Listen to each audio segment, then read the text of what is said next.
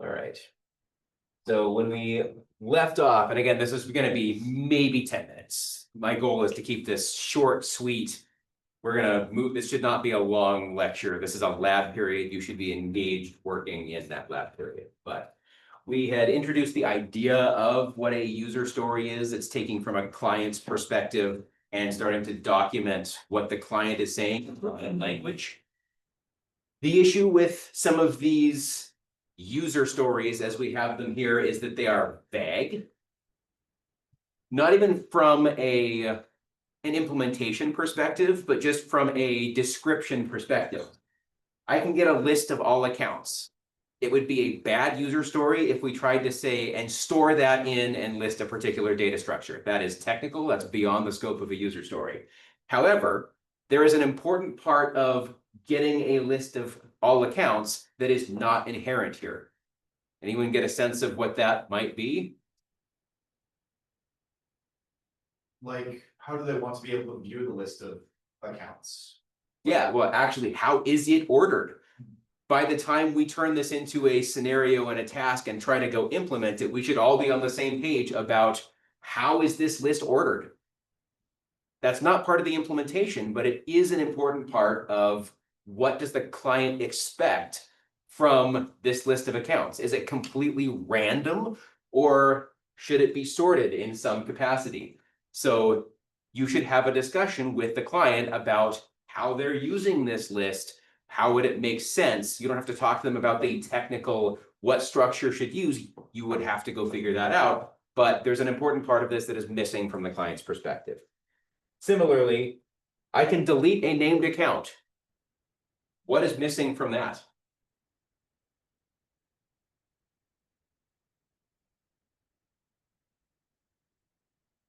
How the accounts are named? Potentially. There's a really big glaring hole. Yeah. Oh, is that deletion? Sure. What do we do about that deletion? What if you delete an account that has a balance? Yeah. It's the right person delete their account. Yeah, permission levels. Sure. Who can do that? Is there some associated privilege to that? But yeah, the big issue is, can you delete an account if the balance is not zero? What happens to the money that is in that account? Is it just irreversibly, we don't have record of having that money? You will get yourself in a lot of legal trouble, or the company that you deliver this to can get in a lot of legal trouble, and they can go back to whatever legal documentation was signed as part of this implementation. These are questions that you should be thinking about to ask the client, because it might seem like it's self-contained, but there's going to be a whole process associated with the implementation of each one of these features. You should be thinking about, from a usability perspective, what does the client need? What information do you need to be able to unambiguously implement this in a technical way that you will determine at a later date? So making sure you have complete and clear information is incredibly important. And you can modify user stories and documentation as you start to think about that. Is this a user story? The user interface will use Ajax technologies to provide a cool and slick online experience. What are the issues with this? How is this not a user story? Yeah.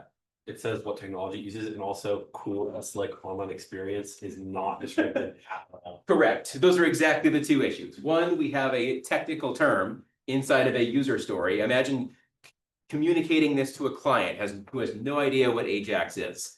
I'm going to use Ajax, and they say, great, I have no clue what that is. I can't tell you whether I agree or disagree with that, or whether it's useful to me or not useful to me. That is useless information at this stage of communication. Second, what is a cool and slick online experience? It's going to differ between anyone you ask whether it is a cool and slick online experience or not. There's no way to verify that what you have created is a cool and slick online experience. As soon as someone can disagree with you that you've done that, you've opened a legal hole. In general, we want to be able to describe the user stories, and we should also be able to map these directly to what we're going to call acceptance tests or acceptance criteria. which is to say that the client, by the time the program is done, we should be able to go back to our user stories and say, given the initial discussions that we had and discussions throughout development, this product delivers these things that you told me. So if we have a way of communicating with the client from the very beginning that says, here is how we are going to validate that I have made what you have asked me to, that's a good thing to have from the beginning.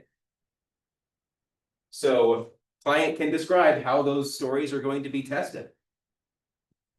If they're trying to implement accounts, then we need some way of measuring acceptance for that.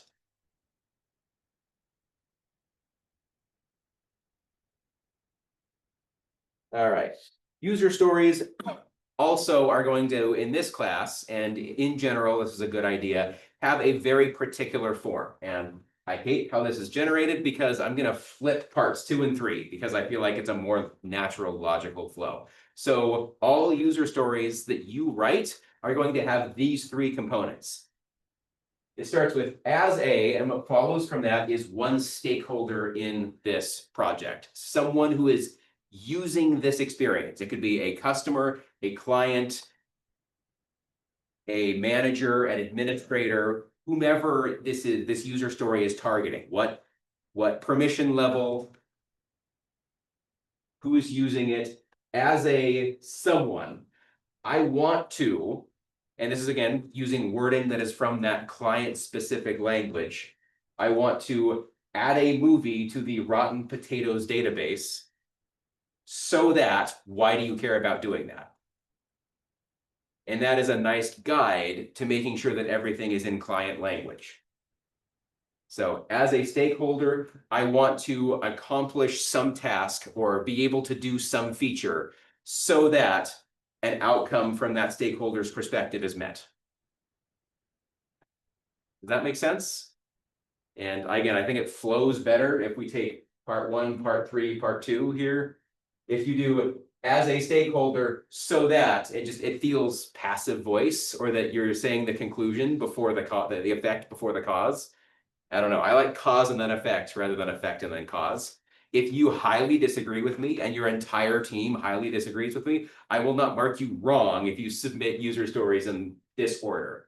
Whatever works best for you, but I just find cause and effect really makes your user stories flow just a bit better. So user stories should be about 1 to 3 sentences, depending on how complex that feature is and how complex the interaction between the stakeholder and the feature is. It should be able to fit on a card like this. So don't make your user story ridiculously long and complicated. It should be short and sweet. If you find your user stories are getting longer and longer and longer, it's probably multiple user stories. Try to split it up into what are the different features or sub-features and write different user stories for all of them. This is called the Connextra format. Except again, I am flipping the as a I want to, so that just makes more sense to me. Of course, it can also be in arbitrary order, but the same information. And the reason we do this is it's very easy to change this language directly into an acceptance test once you deliver a sprint. You can say, I did this. We agreed on these features in this way. But it strips all the technical lingo from it. It strips everything technical. If you can implement this in some way that meets those criteria, then you have a way of showing that you've delivered what the client expected.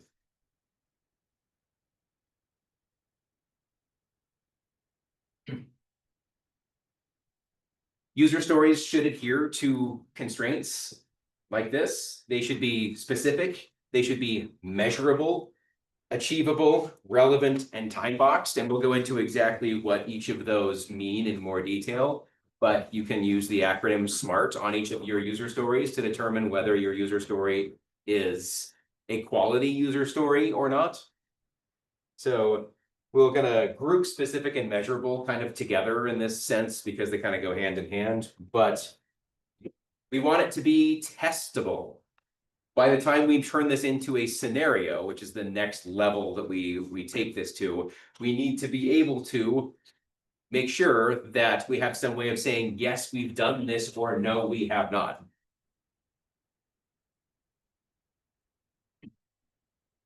Bad example of this, the UI should be user-friendly. That is not specific, that is not measurable. We don't know what that means because there is no concrete measure of user-friendly. You could say something like, it should be possible to find any UI element by a new user within 5 seconds.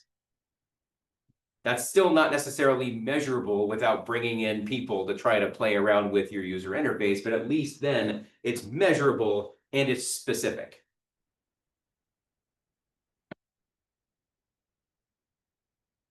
The scenario is going to be in this. So I'm not going to require you to submit scenarios. You will just submit your user stories, but the middle ground between your submission of user stories and going and making and doing tasks is going to be creating these scenarios. And scenarios are best if they use language like this. Again, it's 3 components. Given, and that's going to be any background information that you need to set the stage for whatever this feature does. Given that I am on this page and in this state, when I take some particular kind of action, then here are the results of doing that. And this guides the technical creation so that we make sure that there are links between the starting conditions and the effects. We have state, action, state. When I am in this state and take this action, this is the resulting state. If we have a logical flow like this, it becomes easy now to design a technical solution for that scenario. How do I go from this state to that state? What is the best technical way to do that? But there's no confusion about what we are needing to implement at that stage. Achievable just says, we can do this in 1 sprint. From start to finish, this is not going to be iteratively developed over the course of a long period of time with multiple deliverables throughout. When we start and when we end is going to be within 1 sprint. We can knock this all out in 1 go. If it is longer than that, you should consider breaking it up into components and spreading those components out across your different deliverables. If you can't deliver an entire feature in an iteration, deliver a subset.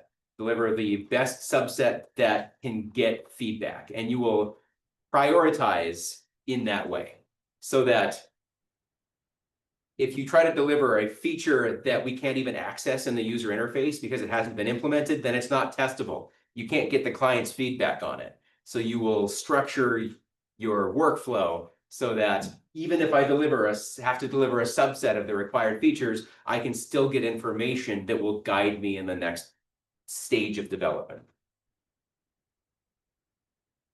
If there's less than 1 story per iteration, something like you have an entire sprint and you're not meeting an entire user story and getting that done to the point where you can create an acceptance test and acceptance criteria for that, you should reevaluate. Your stories are too complicated.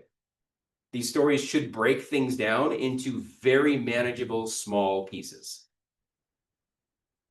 Very manageable. For this first sprint, to give you an idea of what that should be, knocking out a single user story should take any one of you under 30 minutes. From start to finish, including some basic testing. You'd get it working after about 20 minutes, spend 10 minutes playing around with it, making sure it does everything right. If you're spending significantly more time than that, then your user stories are too complicated. And I will go through and give you feedback on each one of your sets of user stories this first time. After that, there will be grades for how good your user stories are, how specific and measurable they are, how complete they are, etc. But I want to get you that feedback very quickly on this first sprint so that if you are creating user stories that are outside of the scope of what's going to be useful to you, you get that feedback so that you can incorporate it into your workflow. Relevant just says, think about the business value of your user stories. If you're creating a user story, but you can't tie it to why does the client care about it? How does this make the money, or why is this an important part of this application? Then you kill it. It's an unnecessary component. So deliver business value or don't implement it. It becomes a frill at the end. Maybe it is the very last thing that you do, but you do not work on it until everything else is done if you can't identify its business value, which can be split into, does it protect revenue? Keep the company from losing money? Does it increase revenue? Does it get new customers? Does it retain customers? Does it allow for the functionality of this site so that customers want to keep using this product? Does it manage the cost? Does it increase the brand's value? Is there an advertisement to it that now people at the end of looking at that logo or that slogan or something says, yeah, I identify with that company or identify with that. There is business value to even designing logos or something of the sort. You can identify that business value. Does it make the product stand out from other competing products in some way, shape, or form? And does it provide additional value to your customers? Competing products do this in 3 clicks. We can do this in 2 clicks. And now we have additional value to customers. Or if it's a banking, more information to the customer is going to increase the relevance and business value of the solution. But tie everything back to the company's perspective that you are making this for, the user's perspective that you are doing this for. Tie it to business value. And finally, we need to make sure that there's an associated time limit on this story. So when someone checks out this story and starts, well, you check out a task, but when you convert this down into those tasks, then what you're looking to do is when you exceed your time budget, you're going to say, I think this is going to take about low amount of time, moderate amount of time. You can be more specific if you want, but be careful with being more specific. If you say something like, I think this should take about 30 minutes. If it takes longer than that, you do want to just stop working on it and move on to the next story. Circle back to it if you have time, but you want to make sure that you're not getting stuck and keeping your team from moving forward by spending all of your time on something that, according to our best estimates, shouldn't take you that long. If your time is better spent, if you move on to something else, let someone else come back and try to implement this more efficiently, or come back to it at the end if it is more complicated than you thought it was. At the end of this, you can divide it into smaller stories, and that way you can implement components of this story and deliver components of the story. Keep in mind that for the 11 or 12 point rubric that I have for each one of these sprints, the actual grade value of delivering the features that I request of you is 15% of that. What I am much more interested in is, are you following the process that will lead to learning how to work in teams? Are you documenting? Are you working together? Are you communicating? Are you working in pairs? Showing your meeting logs? Writing your scrums? We'll talk about that in a day or two. But that's the important value, is in the process. If you don't deliver all of your features or deliver half of your features, that's going to be a very small deduction proportionally to, I look at your Discord and there's absolutely no communication.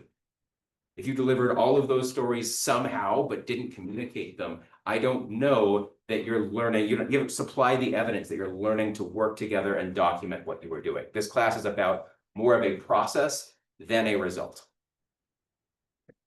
That said, get the result if you can, because it will make the next sprint a lot easier. You'll find yourself, if you're failing to meet those feature requirements, the next sprint might have more to do because you need to get something working in order to be able to use that. But again, the great outcome for each sprint, less so on the feature delivery, more so on the process.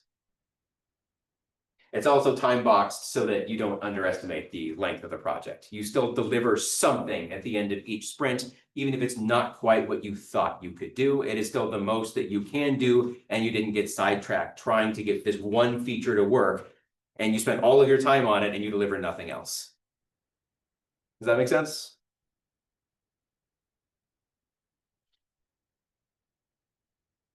We will use a Kanban board for that. GitHub Tasks just keeps track of that. So you're gonna, the flow of this, you're going to deliver your user stories by some user story deadline. Usually that's the middle to end of the first week of the sprint. Then you're going to convert those user stories into scenarios, convert those into tasks. You will put the tasks on the task board on GitHub. And then I will be looking, one of those 11 rubric items for the first sprint is, are you utilizing that board? Can I see that you've created a comprehensive list of tasks? Have I seen that every member of your group is checking out tasks and reporting back on the completion or work that you've done on those tasks?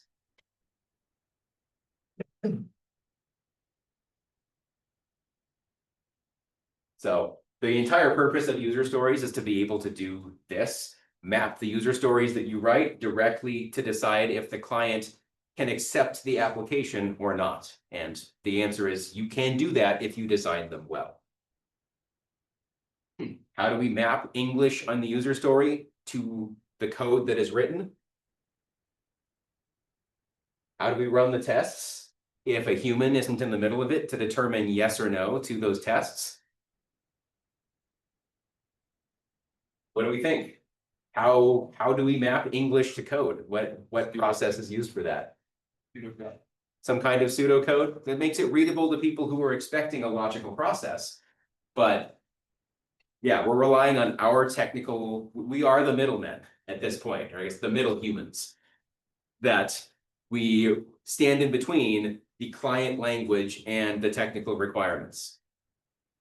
We need to be able to understand and convert between both. But if we are good at that job, then the English will match to the code, and the code will have tests associated with it that verify that it does what the English says. So tests are a vital part of this to be able to show or prove that, yes, if you said this product will be complete, if we identify and complete the features that we present to you in terms of those user stories in your client language, then you will accept this. And the written unit integration tests that you will write for the project will be what proves that you have implemented it to that level. So we can write tests from user stories. Those tests plug directly into the code that tell us, yes, the code does what the English describes. So unit tests are that middle ground.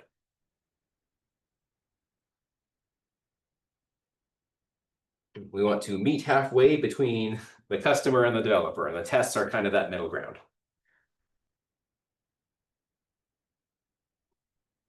All right, I'll pick this up, I think, in class tomorrow. This is as much as I think I need to cover for you to get started writing those stories. How do people feel about the concept of taking requirements and starting to map into that as a stakeholder? I want to, so that feel doable at this stage? No one seems to be horribly freaking out, but we'll get some experience with it. Feel free to ask me questions as you start to draft these, but I don't want to turn you completely loose before we had at least talked to this level about how to get started analyzing customer speak and requirements. Anything I can clarify or questions before we move on to getting on with it? Great. Yeah. You make these PowerPoints available? Yes. Yeah, I think I'm behind on that a little bit, but yes, the goal is to actually reveal these so that you can look back on them. Are we required to use the tools like the Discord and the GitHub? Yes. Correct tasks. Yeah, so I do kind of want to go through each Discord that was set up and kind of go on a channel by channel. This is what I expect this to be used for, and these are where I'm going to be looking for the associated grade outcomes as we talk about that. So maybe we can do that. Does everyone have access to Discord so that they can go quickly just look through those? I don't have it on my laptop because who wants to see Discord messages popping up in the middle of a lecture?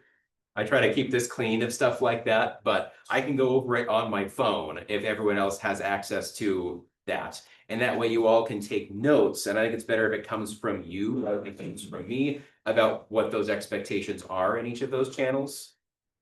So let's actually go through an example of one of those.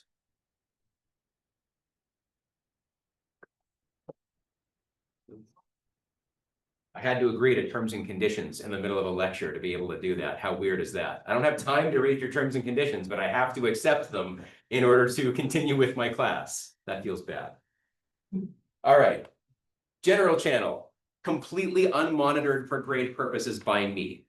Feel free to do whatever you want in general.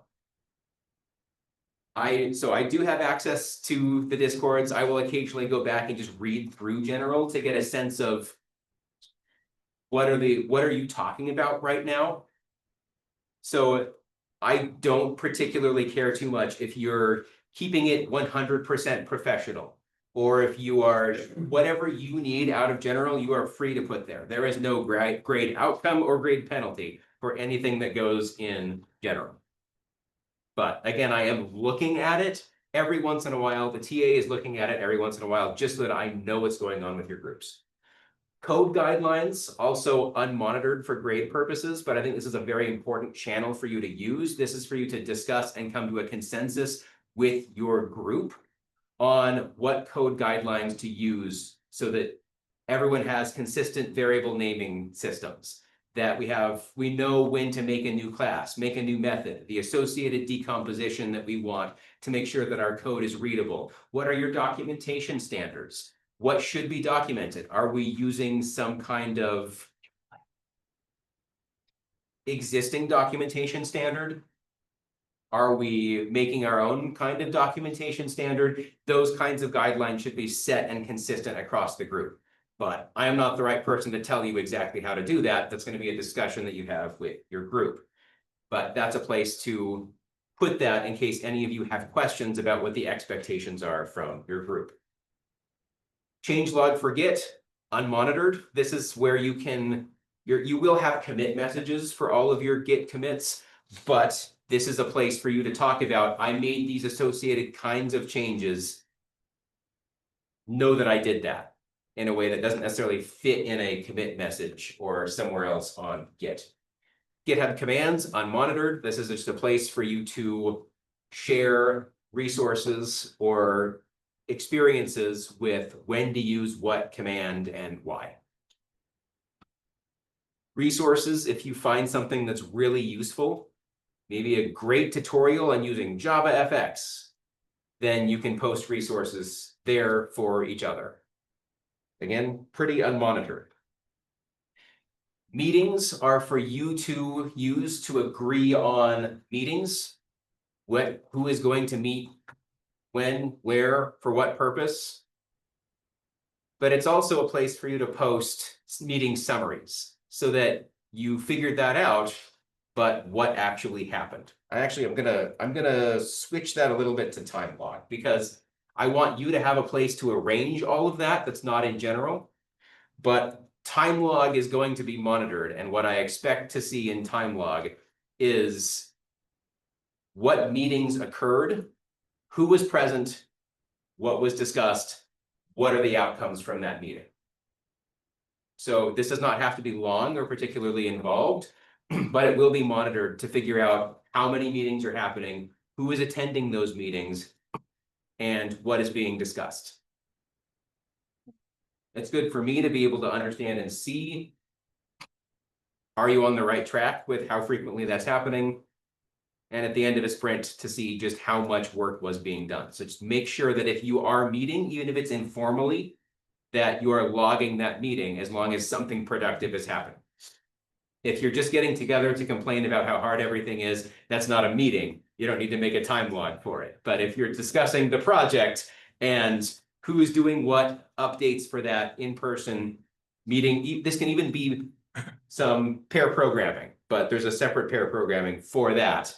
But arrange that pair programming in meetings, report it in pair programming. There is no pair programming. Cool. Do that in time log. Scrum, we'll talk about in a day or two. This is going to be a daily post from each individual member of your group on each day that this class meets. And again, I recommend, so that's the grade item, the minimum that I can respect, or expect of you is that you're doing this every day the class meets. It'll be most useful to the group if you're doing this over the weekend, whenever you're actually getting work done. There will be 3 components to those scrums. What have you accomplished since your last post? What are you planning to do between this post and your next post?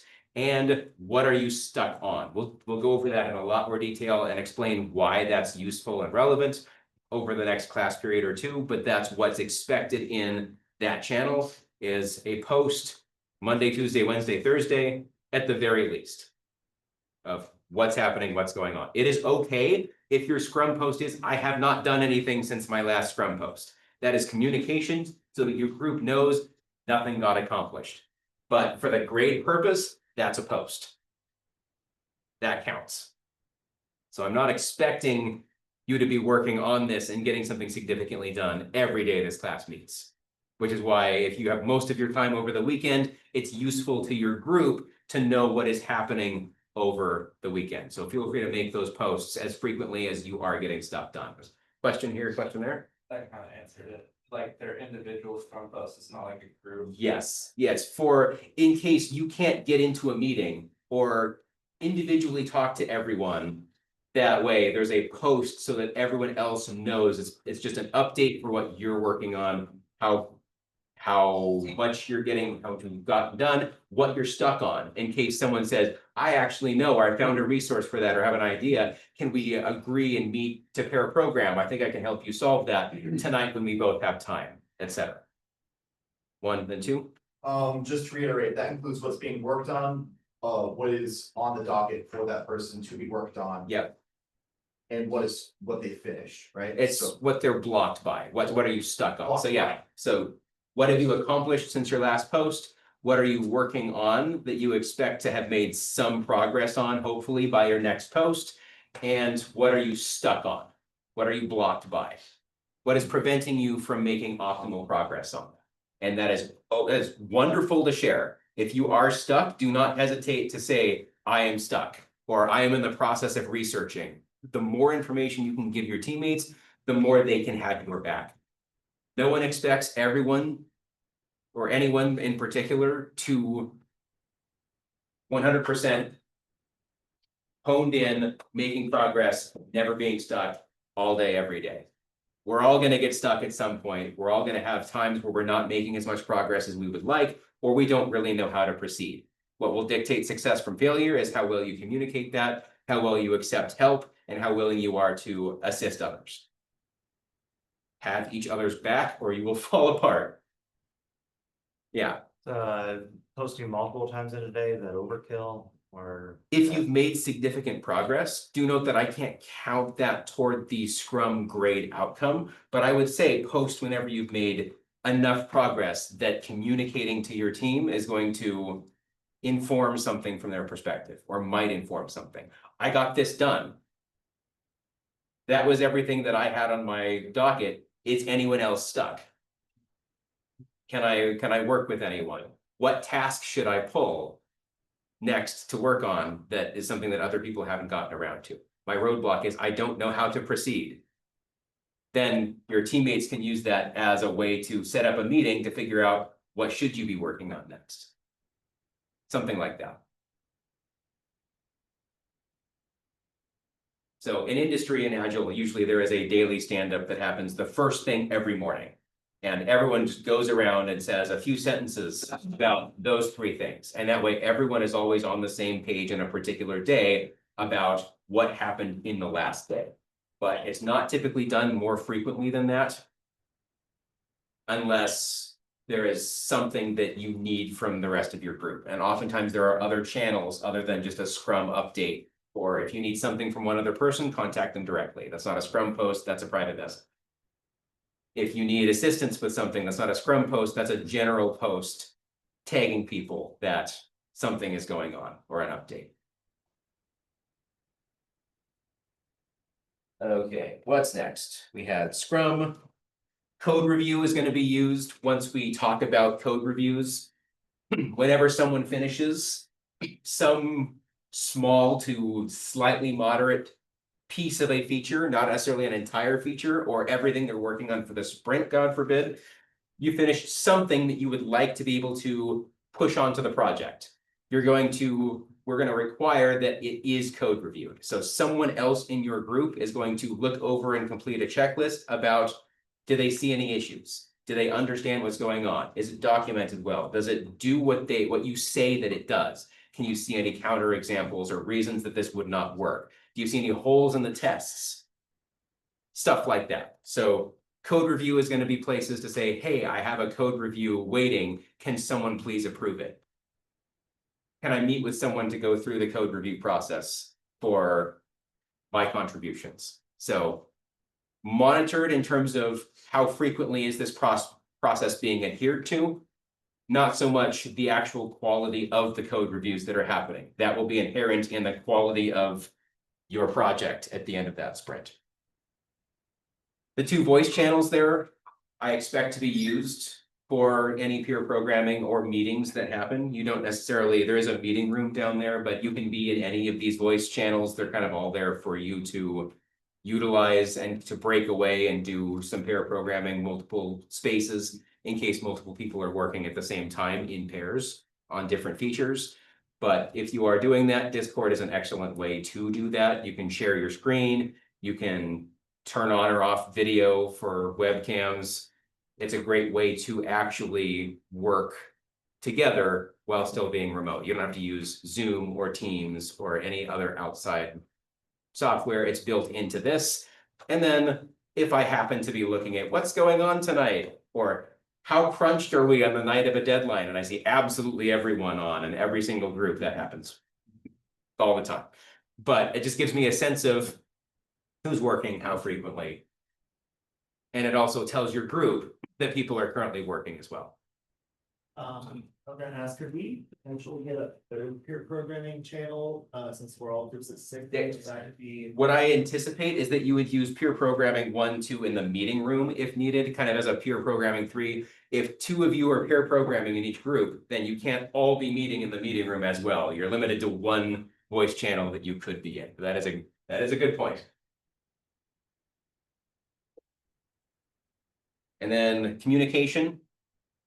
So what's happening next is the TA will now assign roles to you. So there will be a professor role, a TA role, and a developer role. If you're going to tag people, please do not use @everyone, because regardless of permission settings, the TA will get pinged and I will get pinged, even if it is irrelevant to me. If it's not something that is vital for me to pay attention to, use @developer, and that will just ping all of the developers instead of everyone in channel. You know, you can mute everyone, or Yes, you can mute everyone. I don't necessarily want to do that in case someone does actually want to use everyone. To do developers and TA, there will be the 3 separate roles. Then, yeah, communication for the client, professor, and TA are places for you to just put text requests or something you'd like me to look at or review, or questions for me, or client-related questions for the client. I can answer as the client in the client channel, and it kind of gives a sense of a little bit of difference between that. For Agile, for feature requests, it's a place for you to actually go do that. It's usually unused mostly in this course. User stories is where you will submit your user stories. Please refrain from talking about the user stories, making me scroll up to the last submission that was pages and pages ago. Keep it to just your submission. If you want to submit and change things before the deadline, that's okay. I'll just take the last submission that is there. So don't feel like once you've submitted, it's final. But try to keep that channel just to those submissions. Talk about them elsewhere. Tasks is a place for you to discuss and identify the tasks before you actually put them on the Kanban board. But where I will be looking for them is on GitHub, not here. So don't post the tasks here, discuss them, identify them, and then put them on GitHub. Finally, a place for you to report bugs in your own software. If the TA and or I find things, we can also put them in the bugs channel. Something that everyone should do, please change your nickname in the server that you're in to something that identifies who you are. If you have some kind of username that does not identify who you are, it becomes very difficult to do things like set up in-person meetings. I'm waiting for Scary Boss 6634. Who is that? I don't know who that is.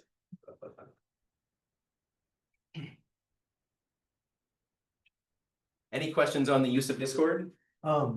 The Discord, you invited each one of us to our team name. Yes. So do each one of us have the same permissions to commits and deletes from Yes. that part of the GitHub? Yes, you will all have developer roles, so that you have the ability to do things like make new branches, merge, code review, everything that is not delete the entire project, or yeah, you can fork it, you have just about every reasonable privilege that you could ask for contributing to a development project. So let's say we uploaded a project and someone accidentally, overrides it or something, it's a done deal, right?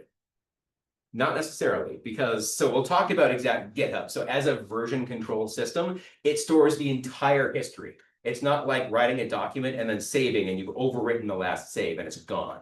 There's an entire history, an entire commit history of everything that's been done. If you make a mistake, there is a way to fix it because the history is being stored of everything that's happened. So it stores the previous program you uploaded, the new one. Every single commit. 3 versions down or whatever. Yep, and you can detach what we call the head from one and just move it back in time.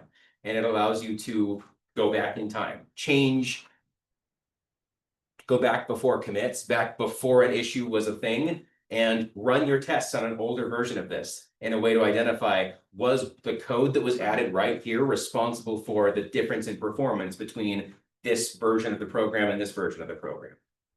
So it's a super important tool for the kinds of development that we are going to do, because you're not responsible for everything. One of your teammates is going to go screw something up at some point, and you won't know what happened. You won't know what files the issue is in, what lines of code the file is in. If that person gets COVID and is bedridden for a while, you need the tools to be able to figure out what happened and how to fix it. So GitHub provides all of that structure as long as you know how to use it, which is what this lab homework is going to introduce you to.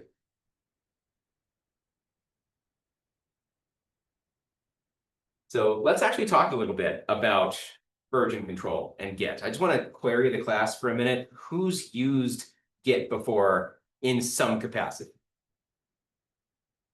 Is that coverage across every group? I think it might be. I mean, simple usage, like, Yeah. Like commit and So commit again, yeah. commit again, and that's it. Yeah. Writing commit messages like did stuff. Yes. Yeah. Really useful commit messages for everyone. Excellent. Who has professionally used Git before in some capacity or another? We have, looks like 4 or 5 of us. Excellent.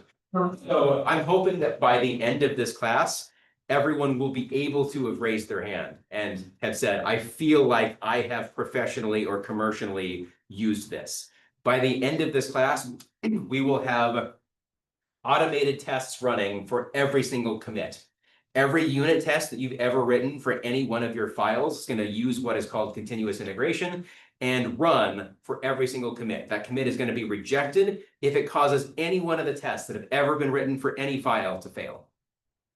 So the coverage of your tests will dictate whether code is accepted or rejected. You can get kind of a good start to a code review process to say, does anything that you add break any of the work that I or my teammates have written for this project works, to answer that question. You will also have built-in code coverage to be able to see metrics of what are the lines of code that don't have tests written for them. Maybe that helps you to identify what tests should I write. So we're using GitHub as a main repository and source for everything about this process because it has the tools and the capability to provide very useful information about versioning, version control. It is the best way. Version control is not necessarily Git or GitHub itself, but version control in some capacity is necessary to be able to work in a team. Because otherwise you're at the whims of any mistake that anyone makes, and you're responsible for undoing and finding the exact sequence to undo anything that has been done. And that is a garbage way to spend your time. I had a regular GitHub account, just Yeah. a regular free one. I found out that there's a student one you could get. Yes. To apply for it, you have to upload proof. I got denied like 5-6 times, and finally Yeah. they agreed. Anyway, it gives me some type of bunch of tools that are paid. Yes. That I haven't figured out yet, but it's pretty substantial. For the scope of this course, I am not expecting people to have any of those tools or any of that ability. I do recommend doing that process for your own development as you are a student, but I am not going to expect that people have gone through that process for verification because we aren't going to immediately use any of those tools and features. But again, highly recommend going through it. All right. Any other questions before we talk a little bit about the expectations for the repository for branching and get you a sense of what this lab is going to entail? I'm not going to spend a ton of time expecting that people are doing this lab in lab because I actually want to get started with the design process. So that's going to be the order. I'm going to explain the branching requirements and what Git flow is. I'll show you the lab, and then we'll break into our teams to do some design. All right, so first I should talk about branching and what branching requirements are. Does anyone want to talk to me or show or tell me what the purpose of a branch is? What is a branch and why is Git used in branches? I'll go here. If you want to like implement a new feature, you're not 100% on it yet, you can put it on a branch, right? I'm gonna be completely wrong, but like you put it on a branch and you can test it. If it breaks, you just go back. Am I completely wrong, or is it kind of right? That's kind of right. You want to make that branch regardless. All development happens on what we're going to call feature branches. So let's talk about the different levels of branch permission and the purpose of each one of these branches. We'll use green. We're feeling green. So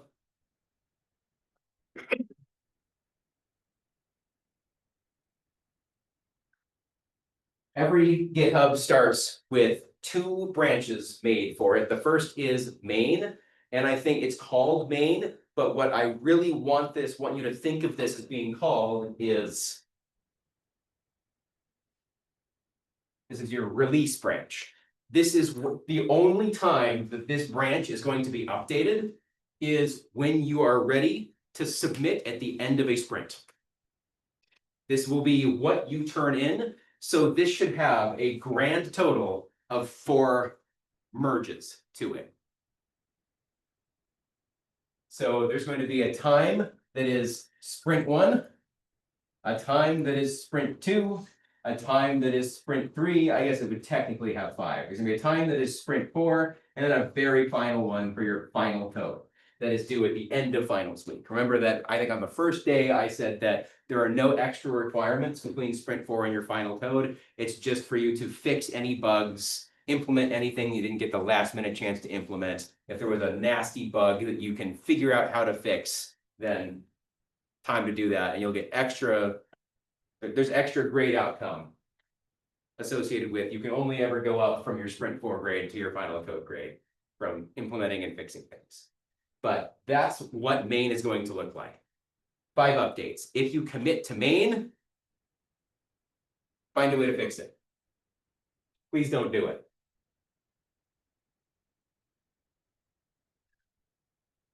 Above main, there is either a development, whatever it's current, it switches between those three names. But this is for complete features.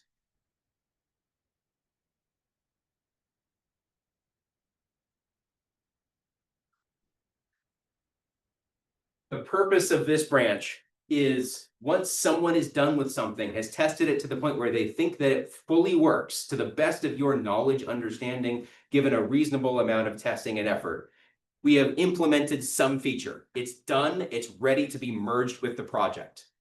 That means that every single commit onto dev, you should be able to run that. It shouldn't be partially complete. There shouldn't be compile errors, partially completed code, partially implemented features that aren't self-contained. And every single sprint, there should be multiple commits to dev. Whenever someone gets something done, they're going to merge